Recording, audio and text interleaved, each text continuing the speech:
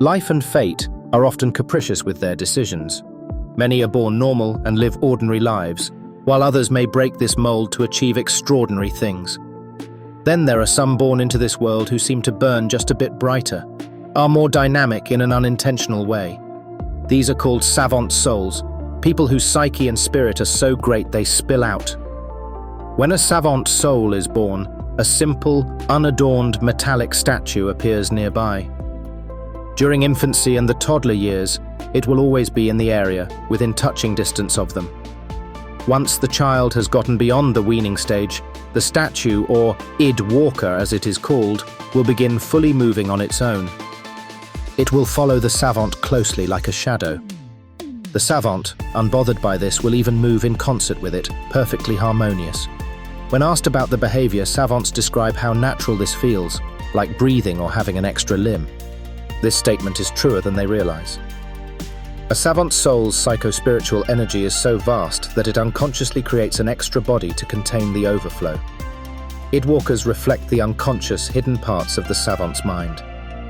As the Savant grows into adulthood, the Idwalker will act somewhat strangely. Cracks begin crawling along its surface, movements will become jerky on occasion. Then one day they both will disappear, secluding themselves away from others for some time. As their friends and family search frantically for them, they will suddenly return. Following behind the Savant soul will be their Idwalker, only this time it has transformed into its full, glorious potential. Masks of Malabra appear to be nothing more than crude, primitive visages carved into grey stone. Named for the ancient ruin where they were discovered, they hide a sinister secret. Waiting beneath each mask's rough surface lies an envious spirit yearning to be set free. While the spirit is desperate for release, it is subtle in its desire. The mask will begin exuding slight suggestions to hold it at first. Over time, the mask's owner will want to keep it within arm's reach always. More and more, they will be compelled to wear it, even in situations that are inappropriate. They will exhibit strange behaviors and occasionally blurt out phrases in an unknown tongue. Then the owner will become cold to all who know them, as if they were complete strangers.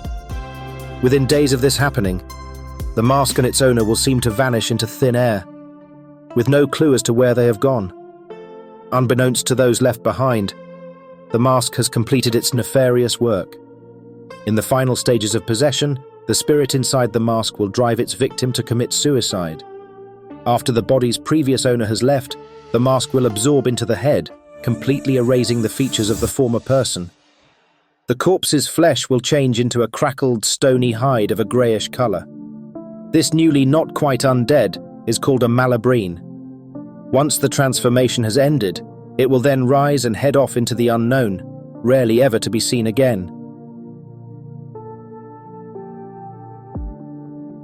In every tavern, mead hall and inn, where adventurers, caravanners or wanderers trade tales for flagons of ale, two words bring a communal chill to the spine. They describe a monster often feared, but rarely seen. It supposedly burrows through the chilly permafrost easily as a warm knife within butter. If you are ever caught by it, there is no escape. Only fate can help you.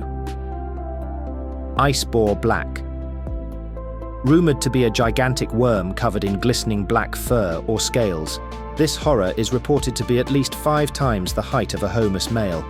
Tall tales tell of teeth the length of spears, spittle that burns on contact, and speed that belies an enormous bulk. Due to the scarcity of survivors from these encounters, it is often hard to separate fact from fantasy. Based on what could be corroborated from the shared truth within these accounts, an incomplete composite was gathered. The icebore uses seismolocation to find prey, since it seems to lack discernible eyes. A powerful acid is secreted from its mouth, most likely helping it chew through the rock and stone beneath. It seems to prefer wide open areas unclaimed by significant habitation. There have never been more than one seen at any time or in different places at once. Sadly, none are brave or foolhardy enough to help verify and expand on these claims. Time can be its own force on the battlefield. In the heat of combat, every second matters. When the only thing that separates victory from death is a single action, interruptions of any kind could be pivotal. That is why skills, like Eldri, can be so powerful.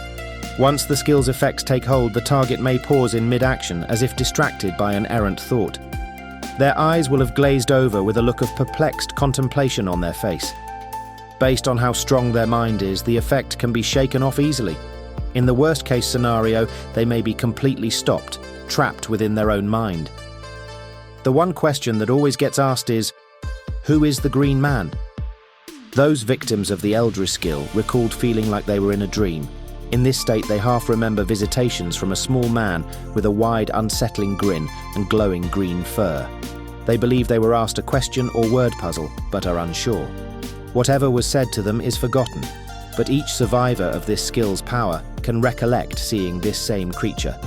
No one knows where this Green Man comes from, whether he is a being from another plane, a manifestation of the world mind, or a mass delusion is unclear. One thing is certain, he is always present when Eldri has someone in its mental snare.